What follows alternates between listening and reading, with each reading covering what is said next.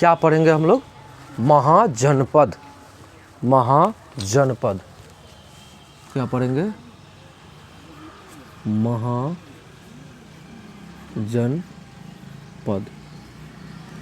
इसी को पढ़ेंगे। क्या जानते हैं आप महाजनपद के बारे में? 6ठी शताब्दी ईस्वी पूर्व में, कितना में? 6ठी शताब्दी ईस्वी पूर्व में। क्या कहा? 6ठी शताब्दी ईस्वी पूर्व में भारत में द्वितीय नगरीकरण प्रारंभ हो गया, जिसे दौरान अनेक महाजनपदों का निर्माण हुआ। क्या हुआ? अनेक महाजनपदों का निर्माण हुआ। प्राचीन भारत में राज्य के प्रशासनिक इकाइयों को महाजनपद कहा जाता है। प्राचीन भारत में राज्य के प्रशासनिक इकाइयों को महाजनपद कहा जाता है। जैसे आज भी हम लोग क्या जानते हो, सबसे छोटा प्रशासनिक इकाई में अगर ले ले तो ग्राम पंचायत है ना। उसके ऊपर है आपको प्रखंड स्तर पर ब्लॉक परिसर में, जैसे प्रखंड स्तरीय एक समितियों का खंड है, और उसके बाद जिला प्रशासन में भी एक इकाई है जनप्रतिनिधियों का। और आपको पता है पंचायत में सरकार का भी एक प्रतिनिधि होता है, ये कर्मी होता है। जैसे पंचायत सचिव, ब्लॉक स्तर पर होता है बीडीओ, और जिला स्तर पर होता है, चाहे अनुमंडल में चले जाओ तो अनुमंडल में आपको मिल जाएगा एसडीएम साहब, और उसके ऊपर अगर जिला में चले जाओ तो जिला में जिला पदाधिकारी महोदय होते हैं। तो ठीक उसी प्रकार से उस ज़माने में क्या होता था? प्रशासनिक इकाई होता था जिसको महाजनपद कहा जाता था। तो कुछ जनपदों का वर्णन उत्तर वैदिक काल से मिलता है। इसका समय अवधि 600 ईस्वी पूर्व से 340 ईस्वी पूर्व तक माना जाता है। कितना? 600 ईस्वी पूर्व से 340 ईस्वी पूर्व तक माना जाता है। अब देखिए, कुछ महाजनपद का चर्चा वैदिक काल से मिल रहा है, और इसका समय कब से कब तक माना जाता है? 600 ईस्वी पूर्व से कितना? 340 ईस्वी पूर्व तक महाजनपद का समय काल यानी समय माना जाता है। ठीक है, फिर आगे सुनिए। कहता है इसकी प्रमुख भाषा संस्कृत एवं प्राकृत है। इसकी प्रमुख भाषा क्या है? महाजनपदों की प्रमुख भाषा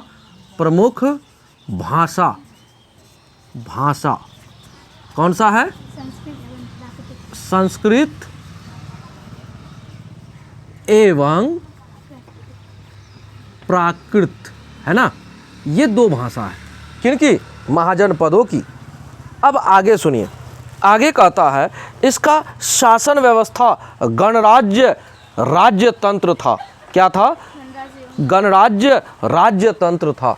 शासन व्यवस्था कैसा था? शासन व्यवस्था क्या था? आप कहोगे गणराज्य था, गणराज्य राज्य तंत्र। राजा भी होगा लेकिन गणराज्य होगा। सोचिए कितना व्यवस्था अच्छा था। अब आगे सुनिए, आगे दिया है इस समय पूर्वी उत्तर प्रदेश और पश्चिमी बिहार में लोहे का व्यापक प्रयोग होने से बड़े बड़े प्रादेशिक या जनपद राज्यों के निर्माण के लिए उपयुक्त परिस्थिति बन पाई। इसका मतलब समझे? इसका मतलब ये हुआ कि उस ज़माने में कहा जाता है कि उत्तर प्रदेश का पूर्वी हिस्सा और बिहार का पश्चिमी हिस्सा, यानी उत्तर प्रदेश और बिहार का सम्मिलित प्रदेश, उस क्षेत्र में क्या हुआ था? लोहे का व्यापक उत्पादन हो गया और लोहे का प्रयोग लोग सीख गए। तो उससे क्या हुआ? आपको पता है ये जो हिस्सा है ये गंगा का प्रदेश है, गंगा का मैदान है। तो गंगा का मैदान शुरू से उपजाऊ रहा है, तो इसीलिए इन क्षेत्रों में जब लोहे का प्रचलन शुरू हो गया तो नए नए प्रकार के तकनीक से हल बना लिए ये लोग, और हल बना लिए तो खेतों की उर्वरा शक्ति बढ़ गई और इससे क्या हुआ? उत्पादन अधिक हो गया, है ना। तो क्या हुआ? उत्पादन अधिक होने से लोग क्या हो गए? अपने आप को विकसित करने का अवसर प्राप्त कर लिया। तो कहा जाता है 16 महाजनपदों में यानी कि कुछ महाजनपद, ऐसे कहो कुछ महाजनपद बहुत ही मतलब अपने आप को खूब ज़्यादा विकसित कर पाए, है ना। तो उसमें से क्या आगे है देखिए, लोहे के हथियारों के कारण योद्धा वर्ग महत्वपूर्ण भूमिका अदा करने लगे। खेती के नए नए औजार और उपकरणों से किसान अपनी आवश्यकता से अधिक अनाज पैदा करने लगे। अब राजा अपने सैनिक और प्रशासनिक प्रयोजनों के लिए इस अतिरिक्त अनाज को एकत्रित करवा सकते थे। लोगों की जो प्रबल निष्ठा अपने जन या कबीले के प्रति थी, वह अब अपने जनपद या महाजनपद के प्रति हो गया। मतलब पहले कबीलाई होते थे, छोटे छोटे ग्रुप में बटे होते थे, उसको कबीला कहा गया था। लेकिन अब ये लोग क्या किया, कबीला से बड़ा हो गया, ठीक है, कैसा हो गया, जनपद कहलाने लगा। फिर जनपद से महाजनपद हो गया, मतलब अपने आप का स्थिति डेवलप्ड कर लिया। जैसे आप यहाँ आज के ज़माने में समझो, सबसे पहले हम लोग गांव में हैं, गांव में क्या होता है, वार्ड होता है, और वार्ड का भी कुछ वार्डों को मिला के हम लोग क्या कर देते हैं, उसको पंचायत बना के रखें, और कुछ पंचायत को मिला के क्या कर लिया है, प्रखंड बना के रखा है, और कुछ प्रखंडों को मिला के क्या किया है, आपको पता है, अनुमंडल बना लिया है, और अनुमंडल, कुछ अनुमंडल मिलके ज़िला बन जाता है। तो एक ज़िला में कई अनुमंडल हो सकते हैं, भले ही हम लोग के ज़िला में आपको एक ही अनुमंडल मिलता होगा, वो भी किशनगंज ही, लेकिन कुछ दिनों में आपको ये भी देखने को मिलेगा कि अनुमंडल आपका ठाकुरगंज हो जाएगा, होने वाला है, लगभग उसका प्रोसेस हो रहा है कि हमारा अनुमंडल हो जाएगा ठाकुरगंज, लेकिन ज़िला हो जाएगा किशनगंज। ठीक उसी प्रकार से अनुमंडल बहादुरगंज भी होने वाला है। तो एक ज़िला में अनुमंडल भी हो सकता है, यानी प्रशासनिक इकाइयों में बांटा हुआ है, ठीक है। फिर आगे देखिए, यहाँ देखिए क्या कहा है, पहले दिया है कबीला यानी सबसे छोटा इकाई, उसके बाद दिया ग्राम, उसके बाद दिया जन, उसके बाद दिया जनपद, और उसके बाद दिया है महाजनपद। उस जमाने का ये क्या था, प्रशासनिक इकाई था। अब कहता है वर्तमान में 16 महाजनपदों की स्थिति क्या है भाई, 16 महाजनपद की स्थिति। कहते हैं उत्तर प्रदेश में 8 महाजनपद, बिहार में 3 महाजनपद, राजस्थान में 1 महाजनपद, और मध्य प्रदेश में 1 महाजनपद, दक्षिण भारत में 1 महाजनपद, और भारत के बाहर 2 महाजनपद। आप कहोगे सर भारत के बाहर, तो फिर भारत का कैसे हम पढ़ेंगे, क्योंकि उस जमाने में वो क्षेत्र भी हमारा भारत ही था, जिस जमाने में ये जनपद को हम लोग पढ़ रहे हैं, अर्थात प्राचीन काल में। तो प्राचीन काल में आज के पाकिस्तान, अफगानिस्तान, वो क्षेत्र भी हमारे ही क्षेत्र में था, इसीलिए। अब आगे सुनिए, बौद्ध ग्रंथ अंगुत्तर निकाय तथा जैन ग्रंथ भगवती सूत्र में 16 महाजनपद की चर्चा है जो निम्नलिखित है। कितने हैं, 16 महाजनपद की चर्चा है। अंगुत्तर निकाय जो बौद्ध ग्रंथ है और भगवती सूत्र जो जैन ग्रंथ है, इसमें 16 महाजनपद की चर्चा हुई है, और उनके बारे में यहाँ बताया गया है। कहा जाता है गंधार जो तक्षशिला, रावलपिंडी व पेशावर पाकिस्तान में है, कंबोज, हाटक, राजपुर, राजौरी व हाजरा क्षेत्र कश्मीर पाकिस्तान में है। तो दोनों देखो, दोनों कहाँ चले गया, पाकिस्तान में हो गया। अब आगे सुनिए, मत्स्य या फिर मत्स्य कहाँ है, विराटनगर उसकी राजधानी थी, है ना। ये कहाँ है, जयपुर का समीपवर्ती क्षेत्र जो राजस्थान में है। कुरु भी एक क्या था, महाजनपद था, जो कहाँ है, इंद्रप्रस्थ यानी दिल्ली, ठीक है। ये इसकी राजधानी था इंद्रप्रस्थ यानी दिल्ली था इसकी राजधानी, कुरु जो है। और कुरु जानते हैं कहाँ है, तो इसका बारे में बोलता है महत्वपूर्ण नगर इसका दिल्ली, मेरठ और हरियाणा के आसपास का क्षेत्र। ये सब जगह ना किस में आता, कुरुक्षेत्र में आता था। किस क्षेत्र में आता था, कुरुक्षेत्र में आता था। तो आपको पता होना चाहिए कि जिस कुरुक्षेत्र की लड़ाई को आप टीवी सीरियल वगैरह में देखते हो, या किताबों में आपने किसी एक ग्रंथ के भी बारे में सुना होगा, महाभारत का युद्ध हुआ था, तो वो कहाँ हुआ था, कुरुक्षेत्र में ही हुआ था। वही कुरु का बारे में बोला जा रहा है, वही कबीला के बारे में बोला जा रहा है, वही महाजनपद के बारे में बोल रहा है। तो उस जमाने में कुरु क्या था, बड़ा सा महाजनपद बन गया था, है ना। तो 16 महाजनपदों में कुरु भी एक क्या था, महाजनपद था। अब आता है सूरसेन। तो सूरसेन महाजनपद की राजधानी कहाँ थी, मथुरा। मथुरा कहाँ है, उत्तर प्रदेश में। कौशल, श्रावस्ती फैजाबाद, गोंडा, बहराइच उत्तर प्रदेश में है। पांचाल, पांचाल कहाँ है? इसकी राजधानी दिया है अहिछत्र, यानी बरेली, बदायूं, फर्रुखाबाद उत्तर प्रदेश में है। देखते हो उत्तर प्रदेश में 8 गो बताया, कितना बताया है? 8 गो। फिर आगे सुनिए, वत्स या वंश, कौशाम्बी, इलाहाबाद, मिर्जापुर जिला उत्तर प्रदेश में है। कौशाम्बी उसका क्या है? राजधानी है। काशी, इसका राजधानी क्या है? आप कहोगे वाराणसी है। वाराणसी के आसपास के क्षेत्र जो उत्तर प्रदेश में है। मल्ल यानी कुशावती या कुशीनारा, इसकी राजधानी थी देवरिया उत्तर प्रदेश में। अस्मक, जिसका राजधानी था पाटन, और ये किस नदी के किनारे है? गोदावरी नदी का दक्षिणी क्षेत्र, दक्षिण भारत का एकमात्र जनपद अस्मक। आपको याद होना चाहिए कि दक्षिण भारत का एकमात्र जनपद होगा तो आप कहोगे अस्मक। कौन सा? अस्मक, याद रहेगा ना, अस्मक दक्षिण भारत में है एकमात्र जनपद, महाजनपद। अवंती का राजधानी दिया है उज्जैन और माहिष्मती, अर्थात 2 राजधानी है अवंती का। कौन कौन सा? उज्जैन और अवंती। ये अवंती का उज्जैन और माहिष्मती, ये दोनों क्या था? राजधानी था। इसका महत्वपूर्ण नगर है मालवा, यानी मध्य प्रदेश में। वज्जी वैशाली में है। विदेह, मिथिला, इसकी राजधानी वैशाली में उसका राजधानी था। तो आप कहोगे कि वर्तमान के वैशाली जिला उसमें था क्या? वज्जी। अब आता है अंग, जिसको कहते हैं चंपा, उसकी राजधानी थी। ये भागलपुर, मुंगेर क्षेत्र में था, ये बिहार का ही हिस्सा है। मगध, इसकी राजधानी थी गिरिव्रज या फिर राजगृह, और इसका क्षेत्र कौन सा था? पटना, गया, नालंदा, बिहार, ये सब था। ठीक है। अब आते हैं गंधार महाजनपद पाकिस्तान में था। इसकी राजधानी तक्षशिला, विश्व की प्राचीनतम विश्वविद्यालय का केंद्र था। इसका मतलब समझे? विश्व की प्राचीनतम विश्वविद्यालय का केंद्र था। कहाँ? ये जो गंधार जो है ना महाजनपद में, गंधार महाजनपद कहाँ है? वर्तमान में पाकिस्तान में है, जहाँ तक्षशिला विश्वविद्यालय था, जो क्या था? विश्व का कहा जाता है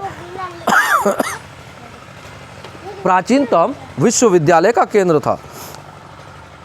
अस्मक दक्षिण भारत का एकमात्र महाजनपद जो गोदावरी नदी के तट पर था।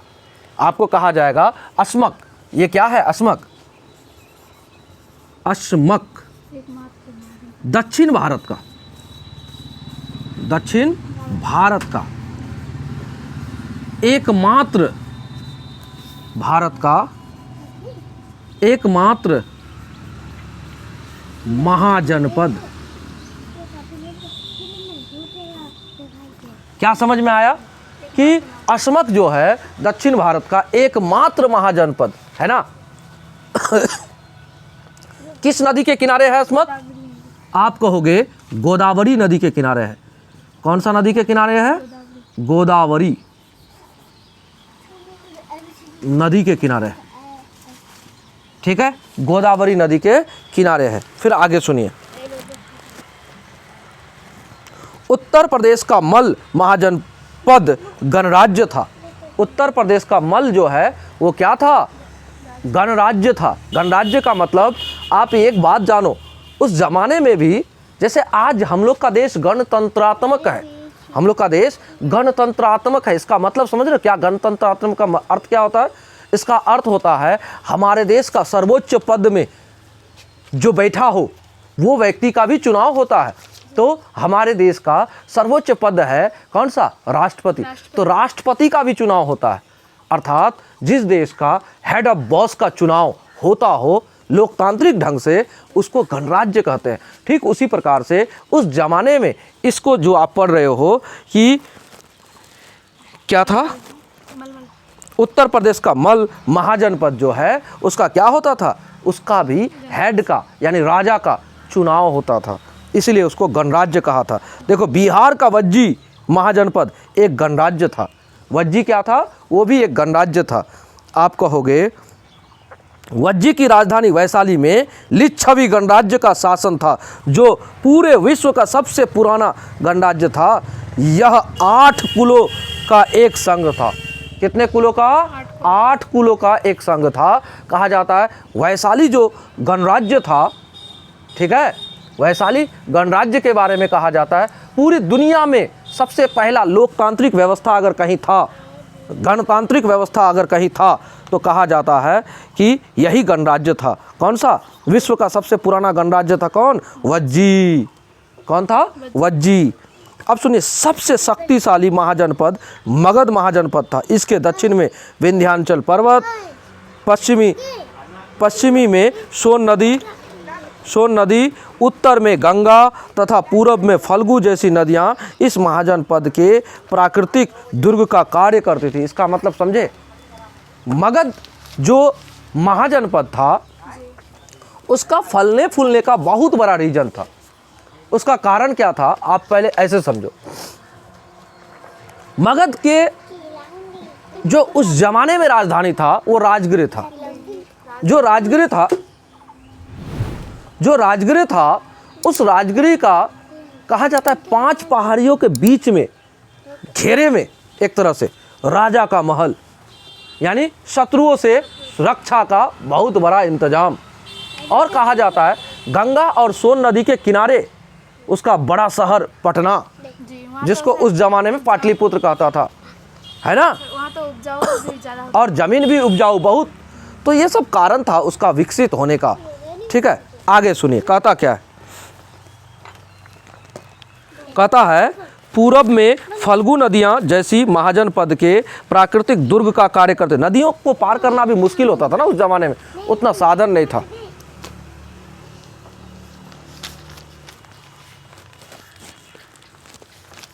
राजस्थान के मरुस्थलीय क्षेत्र में एकमात्र महाजनपद क्या था? मत्स्य था। मत्स्य एक महाजनपद का नाम है जो राजस्थान में, कहाँ है? राजस्थान में। अब बताओ, मत्स्य का मतलब हम लोग जानते हैं मछली, और मछली बिना पानी का होगा नहीं, और राजस्थान में पानी है ही नहीं, तो आप उसका उल्टा याद रखोगे, मत्स्य। जहाँ पानी हो वहाँ मत्स्य होना चाहिए, जबकि नहीं। अगर आपको महाजनपद का बात बोले तो आप ये जानो कि ऐसा महाजनपद जो बिना पानी का जगह में है, जैसे राजस्थान में, अर्थात पानी की कमी रहता है, वहाँ पर किल्लत रहता है, उसी राजस्थान में। अब आगे सुनिए।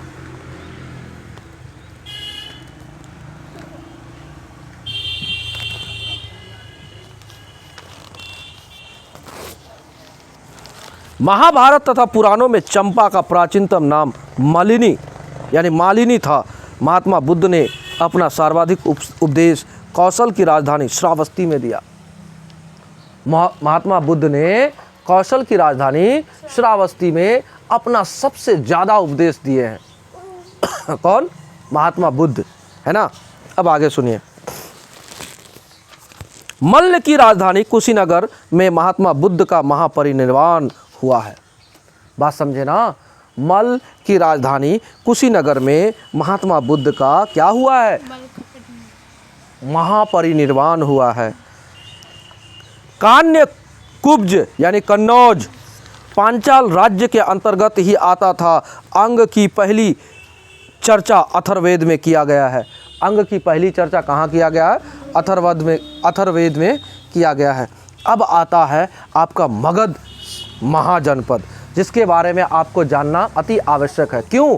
क्योंकि आप बिहार के विद्यार्थी हो, और बिहार के विद्यार्थियों को मगध पढ़े बिना आप किसी भी कॉम्पिटिटिव एग्ज़ाम के लिए आप अव्वल ग्रेड का जो शिक्षार्थी है या फिर विद्यार्थी है, आप नहीं हो पाइएगा। अगर आप चाहते हैं कि अगर आप बिहार के किसी भी एग्ज़ाम को देना चाहते हैं तो आपको मगध को पढ़ना ही चाहिए। तो सुनिए, 16 महाजनपदों में मगध जनपद प्रारंभ में तो छोटा था, जो पाटलिपुत्र में से राजगीर तक फैला हुआ था, किंतु मगध के शासकों ने मगध के सीमा को बंगाल से लेकर अफगानिस्तान तक तथा हिमालय से लेकर सतपुड़ा तक फैला दिया।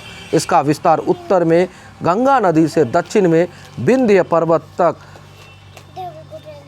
तथा पूर्व में चंपा से पश्चिम में सोन नदी तक विस्तृत था। मगध महाजनपद पर कुल 7 राजवंशों ने शासन किया।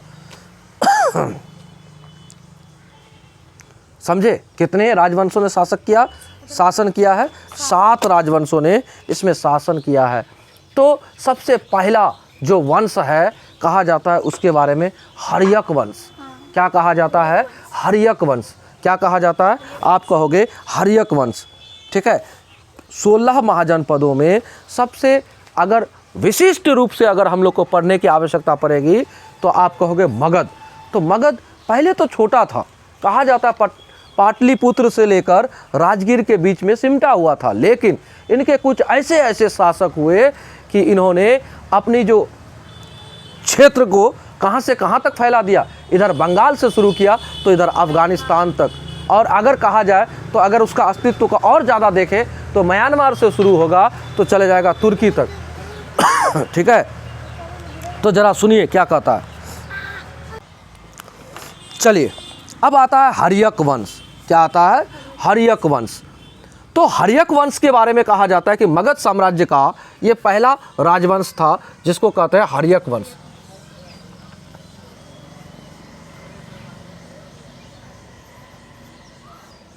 हर्यंक, हाँ, वंश।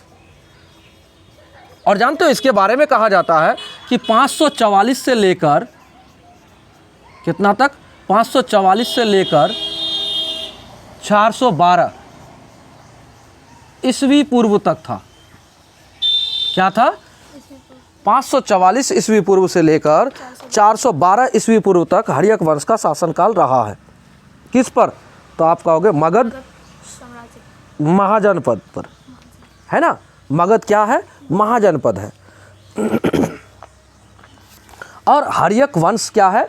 एक वंश है जिसके कुछ शासकों ने, महत्वपूर्ण कुछ शासकों को हम लोग पढ़ेंगे जिन्होंने मगध साम्राज्य को विस्तार करने में, फुलाने में, अर्थात उसके विकास में बहुत ज़्यादा योगदान भी दिया है। तो सुनिए, कहता है महाभारत व पुराण में यह जानकारी मिलती है कि मगध पर सबसे पहले क्या बोला है? बृहद्रथ वंश का शासन था। कहाँ मिला है? ये बात आपको पहले ऐसे समझना है। ऐसे समझो कि महाभारत व पुराण में यह जानकारी मिलती है कि मगध पर सबसे पहले बृहद्रथ वंश का शासन था जिसके संस्थापक बृहद्रथ थे। इसका मतलब महाभारत और पुराण के अनुसार अगर पूछ ले तो आप जवाब दोगे कि बृहद्रथ जो है वो कहाँ, क्या, कौन है? इस किसमें सबसे पहले जानकारी मिलती, मगध पर सबसे पहले इस वंश का शासन था। हर्यक वंश का संस्थापक नहीं। आप ऐसे समझो कि मगध पर सबसे पहला शासक जिन्होंने मगध पर अपना शासन स्थापित किया था तो कहता है बृहद्रथ वंश।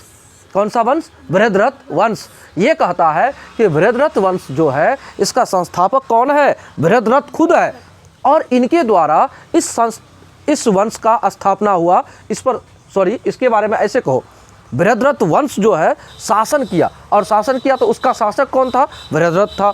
और बृहद्रथ क्या किया? इस मगध साम्राज्य यानी कि साम्राज्य में सबसे पहला वंश बना जिन्होंने शासन किया है। लेकिन ये बात कहता कौन है? महाभारत और पुराण कहता है ना, उसी के अनुसार है। इसकी राजधानी गृहव्रज यानी राजधानी गृहव्रज राजगीर था, है ना। इस वंश का सबसे प्रतापी राजा जरासंध था। जरासंध अपना साम्राज्य विस्तार पूरे उत्तर भारत में करना चाहता था, पर पांडव और कृष्ण के विरोध में उसे अपने उद्देश्य में सफलता नहीं मिली। भीम के हाथों मल्ल युद्ध में जरासंध मारा गया। जरासंध का पुत्र उसके बाद मगध का शासक बना। रिपुंजय बृहद्रथ वंश का अंतिम शासक था। उसकी हत्या उसके मंत्री कुलिक ने कर दी और अपने पुत्र को शासक बना दिया। घाटिया नामक सामंत ने कुलिक के पुत्र की हत्या कर अपने पुत्र बिंबिसार को मगध की गद्दी पर बैठा दिया। तब हर्यक वंश लागू हुआ। सुनो ना, घाटिया नामक सामंत ने कुलिक के पुत्र की हत्या कर अपने पुत्र बिंबिसार को मगध की गद्दी पर बैठा दिया। किंतु इस वंश के बारे में ऐतिहासिक साक्ष्य बहुत ही कम है, अतः हर्यक वंश को ही पहला ऐतिहासिक वंश मानते हैं। इसका मतलब समझे, बृहद्रथ वंश के बारे में कहा जाता है कि इसको सुना सुनाया में तो बहुत बात है, इसका साक्ष्य नहीं मिला। इसका साक्ष्य नहीं मिल पाया, इसके बारे में साक्ष्य नहीं मिला।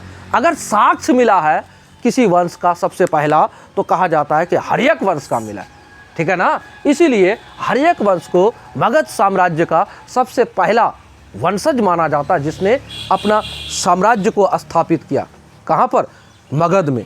लेकिन अगर आप महाभारत और इसके बारे में जानो, पुराणों के बारे में जानो, तो बृहद्रथ तो बृहद्रथ वंश के द्वारा पहला शासन किया गया है। यहाँ तक कोई दिक्कत नहीं होगा ना, बात को समझे ना। पुराणों के अनुसार हुआ ना। हाँ, वो पुराणों के अनुसार हुआ या फिर इसके अनुसार महाभारत के अनुसार हुआ। लेकिन आप अगर ऐतिहासिक साक्ष्य के आधार पर कहो तो हर्यक वंश जो है पहला वंश है। तो कहा जाता है, अतः हर्यक वंश को ही पहला ऐतिहासिक वंश मानते हैं। बिंबिसार 544 से 492 ईस्वी तक क्या किया? शासन किया। कौन? बिंबिसार। इस वंश के संस्थापक बिंबिसार थे। यह पहला ऐतिहासिक राजवंश था। क्या था? यह पहला ऐतिहासिक राजवंश था और कहा जाता है इसकी राजधानी राजगृह या गृहव्रज थी। बिंबिसार 52 वर्षों तक मगध पर राज्य किया। यह प्रथम राजा था जिसने प्रशासनिक राज्य पर बल दिया या अस्थायी सेना रखता था। बिंबिसार बौद्ध धर्म का अनुयायी था। बिंबिसार क्या था? बौद्ध धर्म का अनुयायी था। बिंबिसार ने अंग राज्य के शासक बृहयदत्त को हराकर अपने पुत्र अजातशत्रु को वहाँ का शासक बना दिया था। कहाँ का? अंग राज्य का बृहयदत्त को हराकर अपने पुत्र को अजातशत्रु को वहाँ का शासक बना दिया था। कौन? बिंबिसार। बिंबिसार अपने बेटा को अंग में शासक बना दिया। कैसे? कहता है कि वहाँ के शासक को हरा दिया था वो युद्ध में। वहाँ का राजा। हाँ, राजा को। अब कहता है बिंबिसार ने विवाह के माध्यम से दहेज के रूप में लिए गए क्षेत्र अपने साम्राज्य का विस्तार किया। इसका मतलब समझे? बिंबिसार क्या किए? कहते हैं कि शादी करके भी दहेज में क्षेत्र ले लेता था और उस हिसाब से अपना साम्राज्य को विस्तार किया है।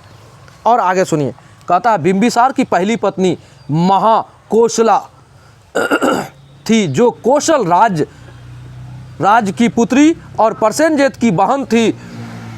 इनके साथ दहेज में काशी प्रांत मिला था, जिससे 1 लाख की वार्षिक आय आती थी। उस जमाने में 1 लाख वार्षिक आय आना बहुत बड़ी बात है ना।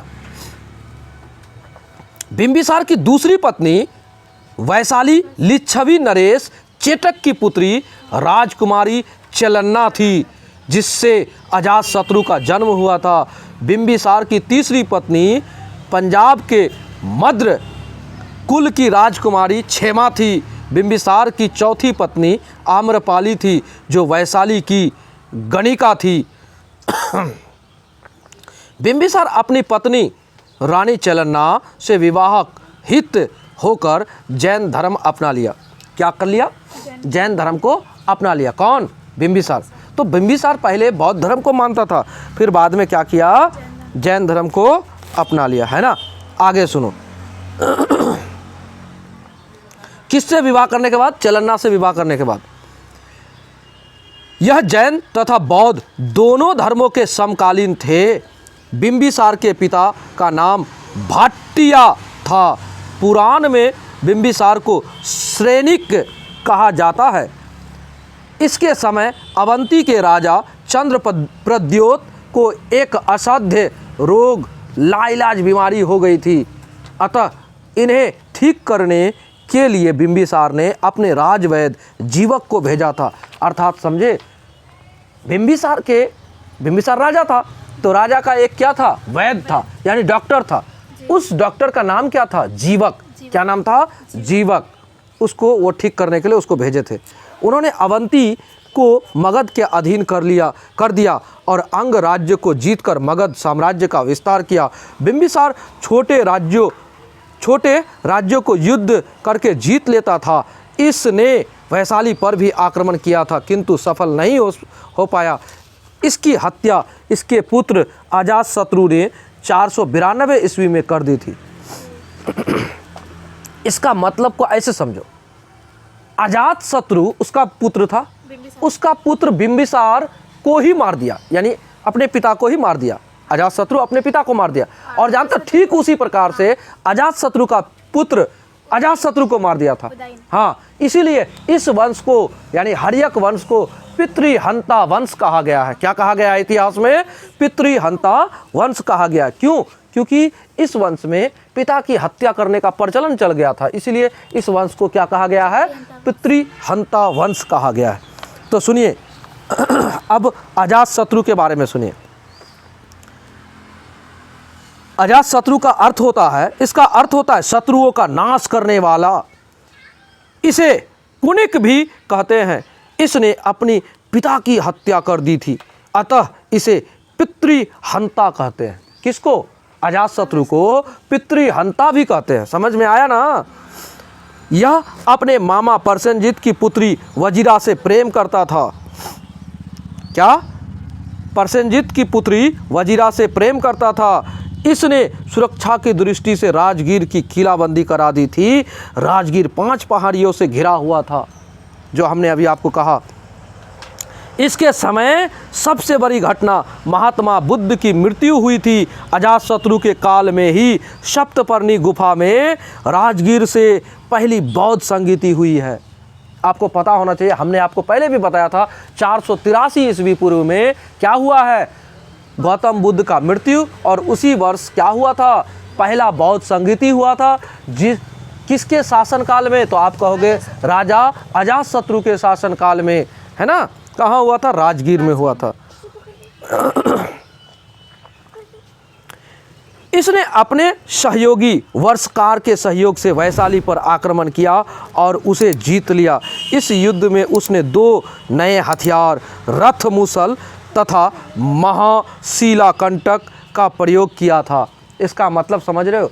अजातशत्रु के पास एक फिरकी टाइप का, इसमें रथ में घूमने वाला क्या था? एक तलवार। जैसे आप अभी ये देखते हो, पंखा देखते हो, पंखा जो घूमता है, तो जस्ट उसी टाइप का पंखा लटका दिया वो अपना रथ पे। रथ चलेगा तो वो पंखा घूमेगा, यानी तलवार टाइप का।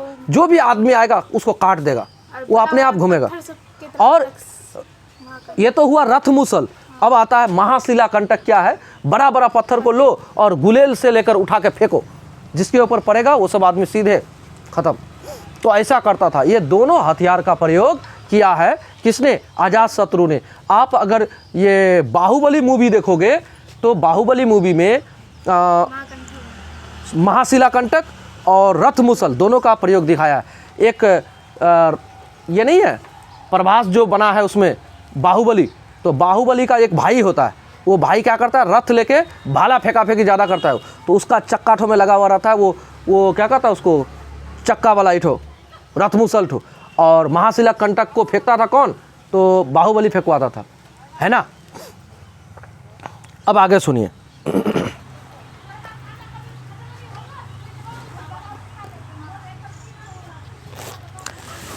जैन धर्म के पहले उपांग में महावीर और अजातशत्रु के रिश्ते के बारे में बताया गया है। महावीर और अजातशत्रु के रिश्ते के बारे में बताया गया है।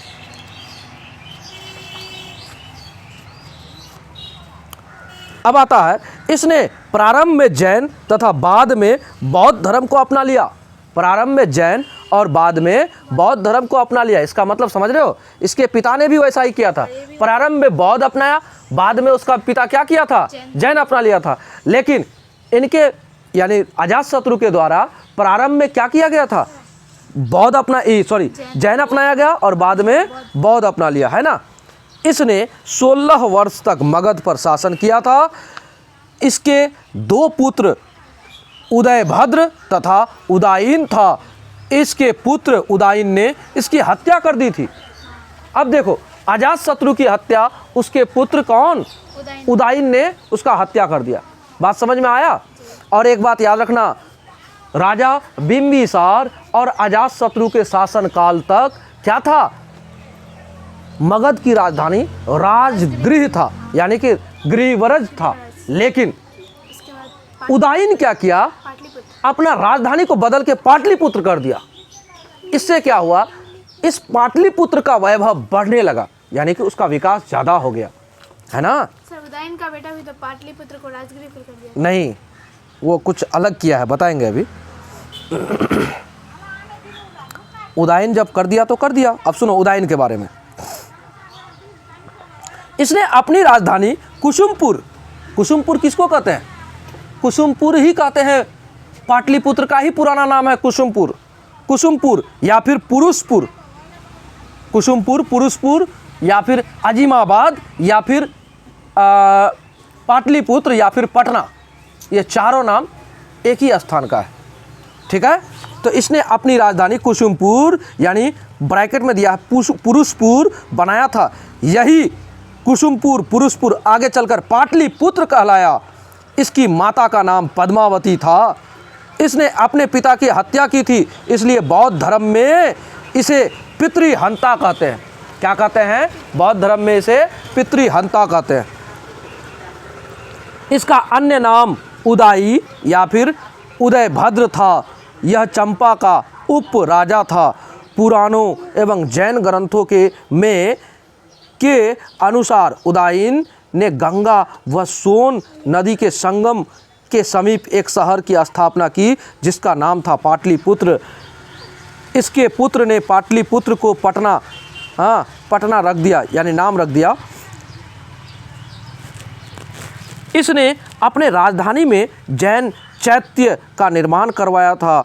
इसकी हत्या भी किसी अनजान व्यक्ति द्वारा चाकू से गोद कर दी गई थी। उदयन का जो हत्या किया गया था, कोई अनजान व्यक्ति क्या किया, इसको चाकू से गोद कर मार दिया था। किसको, उदयन को। इसके बारे में आज तक पता नहीं चला। उदयन का पुत्र था नागदशक। उदयन का पुत्र कौन था, नागदशक। एक अयोग्य शासक था। उदयन का जो पुत्र था नागदशक, ये योग्य शासक नहीं था। इसकी हत्या इसी के सेनापति शिशुनाग ने कर दी थी। किसने, शिशुनाग ने कर दी थी। और एक नया वंश शिशुनाग वंश की स्थापना कर दिया। क्या कर दिया, एक नया वंश शिशुनाग वंश का स्थापना हो गया। और शिशुनाग वंश की स्थापना किसने किया था, तो आप कहोगे शिशुनाग ने किया था। और किसके बाद शिशुनाग वंश आया मगध में, तो आप कहोगे हर्यक वंश के बाद कौन आया, मगध में शिशुनाग वंश आया। और कहा जाता है कि बृहद्रथ जो है, जो वंश था, बृहद्रथ के द्वारा पहली बार मगध का साम्राज्य अगर कोई स्थापित करने वाला था तो बृहद्रथ था, जो बृहद्रथ वंश का था, जो पुराण और किसके कारण, महाभारत के अनुसार है। लेकिन ऐतिहासिक साक्ष्य के अनुसार अगर कोई वास्तविक जो शासक बना है, जो वंश आया है, इसका क्या कहता है आपको, मगध का, तो हर्यक वंश था। हर्यक वंश के बाद आता है शिशुनाग वंश, है ना। तो मगध के बाद शिशुनाग वंश को पढ़ेंगे। अब आइए शिशुनाग वंश के बारे में जानते हैं। कहा जाता है शिशुनाग वंश के बारे में कि 412 ईस्वी से 394 ईस्वी नहीं, सॉरी, ईस्वी पूर्व से 394 ईस्वी पूर्व तक ये चला। ज़्यादा दिन तक इसका शासनकाल नहीं रहा शिशुनाग वंश। इस वंश के संस्थापक शिशुनाग थे। इन्होंने अवंती तथा वत्सराज पर अधिकार कर उसे मगध साम्राज्य में मिलाया। अवंती तथा वत्सराज पर क्या किया, अपना अधिकार जमा लिया था, जिसको आज अवंती कहते हो ना, अवंती और वत्सराज, इसमें अपना अधिकार जमाया। इन्होंने अपनी राजधानी पाटलिग्राम से हटाकर वैशाली कर दिया था। शिशुनाग क्या किया था, राजधानी को बदल दिया था। शिशुनाग क्या किया, पाटलिपुत्र से राजधानी को बदल के वैशाली कर दिया, है ना, वर्तमान में जो वैशाली है। इसके शासन के समय मगध साम्राज्य के अंतर्गत बंगाल से लेकर मालवा तक क्षेत्र था। इस वंश का अगला शासक कालाशोक था। कालाशोक का शासन समय दिया है 394 से 366 ईस्वी पूर्व तक। शिशुनाग के मृत्यु के पश्चात कालाशोक मगध की गद्दी पर बैठा। इसका नाम पुराण तथा दिव्यवादान में काकवर्ण मिलता है। इसने वैशाली के स्थान पर पाटलिपुत्र को पुनः अपना राजधानी बनाया। इसका मतलब समझे आप, ऐसे समझो कि शिशुनाग वंश के पहला जो शासक था शिशुनाग, उसके द्वारा क्या किया गया, राजधानी को परिवर्तन करके पाटलिपुत्र से कहाँ लेके चले गया, वैशाली। और वैशाली से फिर बदलकर कालाशोक क्या किया, राजधानी को फिर से पुनः पाटलिपुत्र कर दिया। ठीक है, फिर आगे सुनिए। इसके समय द्वितीय बौद्ध संगीति वैशाली में हुई थी। कालाशोक के समय हुआ था ना। यह ब्राह्मण वंश का प्रथम संस्थापक माना जाता था। पुराण के अनुसार यह क्षत्रिय था। इस वंश का अंतिम शासक नंदीवर्धन था, जिसकी हत्या महापद्म नंद ने कर दी और शिशुनाग वंश के स्थान पर नंद वंश की स्थापना कर दी। बात समझे। पहला, अगर कोई ब्राह्मण शासक कहा गया है तो किसको कहा गया है, इसी शिशुनाग वंश को कहा गया है ना। कालाशोक के बारे में कहा है कि यह ब्राह्मण वंश का प्रथम संस्थापक माना जाता है। समझे बात। तो इस तरह से हम लोग का तो महाजनपद में सबसे पहला हमने क्या पढ़ा, हर्यक वंश पढ़ा। और सारे महाजनपदों के बारे में चर्चा करते हुए महाजनपद में जो हमने महाजनपद मगध था उसमें हमने पढ़ा हर्यक वंश। हर्यक वंश में बिंबिसार, अजातशत्रु, उदयीन और उनके शासकों को पढ़ते हुए हम लोगों ने क्या किया, आगे बढ़ गया। नागदशक को मार के क्या किया, शिशुनाग ने शिशुनाग वंश की स्थापना कर दिया। उसके बाद शिशुनाग वंश को भी पढ़ लिया। अब हम लोग नेक्स्ट डेट पढ़ेंगे नंद वंश को, है ना। तो इसी के साथ क्लास को रुकाया जाता है, यानी विराम दी जाती है।